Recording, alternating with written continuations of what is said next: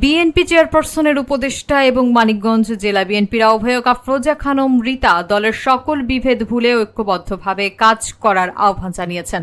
মোবারক হোসেনের প্রতিবেদনে থাকছে বিস্তারিত।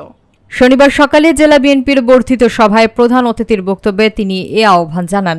তিনি বলেন, বিগত সময়ে যারা দলের জন্য নিষ্ঠার সঙ্গে কাজ করেছেন সেইসব পরীক্ষিত এবং ত্যাগী নেতাকর্মীদের নতুন কমিটিতে স্থান দিতে হবে। জেলা এবং অঙ্গ সংগঠনের প্রতিটি স্তরে তাদের প্রতিনিধিত্ব নিশ্চিত করতে হবে। সভাটি পরিচালনা করেন জেলা আহ্বায়ক কমিটির জ্যেষ্ঠ সদস্য এস.এ. জিন্না কবির। এ সময় আরও উপস্থিত ছিলেন অ্যাডভোকেট আজাদ হোসেন খান, অ্যাডভোকেট নুরতাজ আলম বাহার, সত্যেনকান্ত পণ্ডিত ভজন, গোলাম আবেদিন কায়সার, অ্যাডভোকেট আ.তা.ম. জহির আলম খান লোদি, অ্যাডভোকেট মোকসেদুর রহমান, গোলাম কিবরিয়া সাইদ, আব্দুস সালাম সহ কমিটির অন্যান্য সদস্যরা। বর্ধিত সভা শেষে জেলা বিএনপি সদস্য নবায়ন কার্যক্রম শুরু হয়।